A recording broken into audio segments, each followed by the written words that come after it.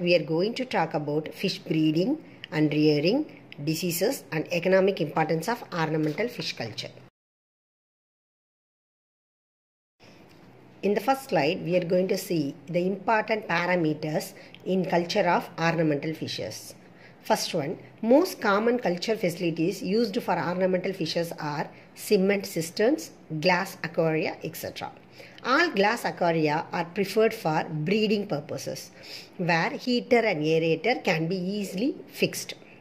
Marginal farmers even can use large earthen pots of 1.5 meter diameter for rearing of larvae and juveniles. Generally, rainwater is the best source for ornamental fish culture. In this slide, we are going to see some of the important ornamental fishes which are used for culturing. The Indian market has more than 250 varieties of ornamental fishes. These were recorded from the domestic market of various states. More than 200 species of these freshwater fishes are bred in different parts of India by the ornamental fish breeders and aquarium hobbyists. The egg layers, which lay the egg in adhesive or non-adhesive on the glass wall, are aquarium plants. Some parents, like adult fishes, show parental care towards the juvenile and some destroy their eggs. So to get rid of the problem, different breeding setups are constructed. In contrast, live bearers release young ones in patches and are easy to breed compared to the egg layers. Common exotic live bearers like guppy, molly, swordtail, platy, and egg layers like goldfish, koi carp, silver shark, angel are dominating the market. Native ornamental fishes including honey gourami, zebrafish and glass fishes are present in the market. In the culturing technique for ornamental fish culture, first we are going to see about the rearing. The rearing of the ornamental fishes can be taken up normally in cement tanks. Cement tanks are easy to maintain and durable. One species can be stocked in one tank. However, in case of compatible species, 2 or 3 species can occupy the same tank. Groundwater from wells or deep wells are the best way for rearing mechanism. The fishes reach the marketable size in around 4 to 6 months. It is the best period for the export to the internal market, and the entrepreneurs will be benefited using this. Following the rearing, we are going to the next step, breeding. The entrepreneur should have an idea about different stages of fish culture, such as topographic situation, quality sources, physical, chemical and biological factors of water. The first step in fish culture is the breeding of fishes in special ponds prepared near the river. Depending upon the mode of breeding, they are divided into natural breeding and induced breeding. The natural breeding technique is more easy and eco-friendly to the entrepreneur. Natural breeding. These are a special type of ponds where natural riverian conditions or any natural water resources are managed for breeding of cultural fishes. These natural breeding ponds are constructed in large low-lying areas that can be accommodated large quantity of rainwater. The shallow areas of such natural breeding ponds is used as spawning ground for the ornamental fishes. The entrepreneur must be aware that no alien species enter the pond to destroy the ecosystem. We are going to see about induced breeding. This is an advanced technique developed to improve the quality of fish seed by artificial method of fertilization and induced breeding. This method involves removal of ova and sperm from female and male, and then the eggs are fertilized. Induced breeding is done by the removal of pituitary. This process is known as hypophysis. The gonadotropin hormone secreted by the pituitary gland influences the maturation of gonads and spawning in fishes. After spawning, the eggs are transferred into the hatching pit. Next, the fish seeds were collected from the breeding ponds. The spawn collecting nets is called shooting net. The fish seed are transferred into the hatching pit. It must be smaller in size and should be covered by mosquito net cloth supported by bamboo poles. They are transferred into the nursery pond. The newly hatched fries are transported from the hatching place to nursery pond where they grow into fingerlings. The fingerlings are transferred to rearing ponds which must be long and narrow, free from predators. The rearing pond, the juveniles are transferred into the stocking pond. It should be devoid of weeds and predatory fishes. Proper organic manuring is done to increase the production. Next, the final step is harvesting. It is done to capture the fishes from the water. Small sized fishes are again released into the stocking pond for further growth. Many types of nets are used for harvesting the fishes. Example, cast net, drag net, purse net, etc. The harvested fishes are exported to the nearby market for sales. We are going to see the management of water quality parameter. The ornamental fish production unit requires higher level of expertise for better water quality management, as ornamental fishes are more sensitive to poor water quality parameter. As ornamental fishes are kept in tanks more number than their food fish counterparts, water quality is most critical. Where large number of fishes are kept in small spaces, the build-up of nitrogenous waste, most notably ammonia, requires the producer to implement measures to manage it properly. Regular water exchange is permitted. Next, we are going to see about the food and feeding. The small-scale farmers cannot afford different ready-made packed pellet food, so they use tubifix or sledge worms or mosquito larvae and chopped earthworms are used by the farmers. Different homemade feeds like whole wheat, bread, vegetable peel and rice are also fed. Generally, the farmers dispense the feed once daily. Overfeeding is more harmful than underfeeding, as the excess feed destroys the water quality of the pond, so the farmer will not be benefited.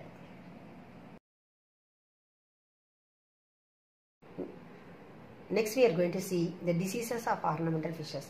The bacterial disease are the most common infectious problem of ornamental fishes and commercial fish farms. The bacterial disease is one of the most important diseases in ornamental fishes and a significant cause of high fish morbidity and mortality. Many stress factors could contribute to bacterial infection in ornamental fishes, namely poor water quality, crowding, transportation and inadequate nutrition. Many pathogens such as parasites, fungi, viruses can also cause some skin disease in fishes. But bacteria are a particular interest because Next, we are going to see the causative factors for the fish diseases. The causative factors of fish diseases can be grouped under 5 broad categories. Number 1, internal to the individual, that is the genetic diseases transported from their parents. Next, the environmental associated disease caused due to critical intensity of light, temperature, pH and dissolved gases. Next one, the physical injuries when they are handling in a rough manner. Then nutritional diseases, deficiency syndromes caused from their parents. Then coexisting organisms, the biological entities. These are going to see the general methods to detect the health of fishes in field conditions. Visual examination is one of the quickest and least costly and requires a well-trained eye. But it need not to be highly reliable. Some of the quick indicators are given below. External. Next, reflexes. Reflexes in healthy fishes, reflexes will be quick, such as escape reflex, eye reflex and tail reflex. The other types of symptoms may be number 1, sluggish behavior. The fishes will not move from one place to another. Next, spiral or erratic movement. Or darkening pigments, exothalamic or papoy condition, hemorrhages, erosion of jaw or mouth, gill parasites, gill erosion and white nodules, tail or fin root, distended abdomen, that is dropsy, then protruded anus, then blood oozing, ulcer and boils in the body. It is known as furuncles. Then external parasites, cotton wool-like growth. These are the important parameters caused due to the bacteria, viral or microbial infection. So the entrepreneurs must be aware. Now we are going to see how to prevent these fish diseases. First, we must avoid stressing the fish with rough handling or sudden changes in its condition. Don't overfeed your fish. It will lead to overfeeding and lead to mortality of the fish. Remove sick fishes to a hospital tank for treatment. Then disinfect nets used to move sick fishes. Don't transfer water from tank to the main aquarium. Don't let any metal come in contact with the aquarium water. It will change the pH of the water and destroy the aquarium. Proper water quality management in ornamental fish breeding and culture is the primary preventive measures, as they are very sensitive to temperature and pH. The most common diseases of ornamental fishes are reported to be white spot, mouth fungus, tail and fin rot. Already we have seen it. Some of the easily available and economic chemicals and medicines can be used as a preventive measures. For example, the easily available chemicals and medicines for health management are common salt, used as a bath treatment for 30 minutes as disinfectant. Then methyl blue, added in the aquarium water for water purification, and copper sulfate. Entrepreneur must know about the average cost and returns of the breeding and rearing unit of live bearers. 2 glass aquarium with lids and fittings cost about 5,000 rupees. 3 cement cistern tanks will cost about 24,000 rupees, and 3 aerators will cost 1,500 rupees, and other equipments like hand net, bucket, pipe will cost about 4,000 rupees. So total cost for this maintenance is 34,500. And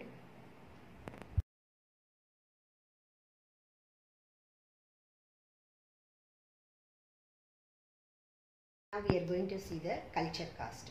The 200 females will cost about 2,000 rupees, and 50 males will cost about 750 rupees.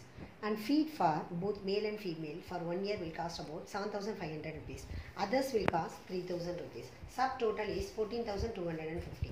Then total cost is 47,750 rupees. Now production for 20,000 male will be 3 rupees. Then 30,000 female will be at 2 rupees. The total will be 1,20,000. Now annual profit 1,20,000 minus 47,750. Profit is about 6,021 rupees. Now the economic of small scale breeding and rearing unit. The profit of the ornamental breeding and rearing unit depends on the carrying capacity, candidate species, management practices and infrastructure. The marginal farmers who bred or reared the fish have to sell them earlier due to the lack of proper equipments and get less benefits. On the other hand, better off farmers rear the fish to an optimum size and get more benefit, and they are benefited from the other. We are going to see the tips for the youth to become an entrepreneur in ornamental fish farming. First, the breeding and rearing unit must be near a continuous supply of water and electricity supply. The brood stock must be superior quality to produce quality fishes. Then breeding and rearing unit must be nearer to the airport or railway station. It will be easy for transport to the internal markets. Then appropriate knowledge on market demands, customer satisfaction must be required. Then recent developments in marketing must be updated. Knowledge related to the field upgraded by attending training courses. Next we are going to see the output of the program. Culture and breeding of ornamental fishes can be a promising alternative for many people as well as unemployed youth. It requires little space and little initial investment than most other forms of aquaculture. For ornamental fish farming, only a clear understanding of habits and biology of the fishes is required. It can be practiced even in urban areas with little alteration of backyard or roof of a house. As less manpower is needed, the women or elders can run small home aquarium units and improve their social and economic upliftment. Thank you.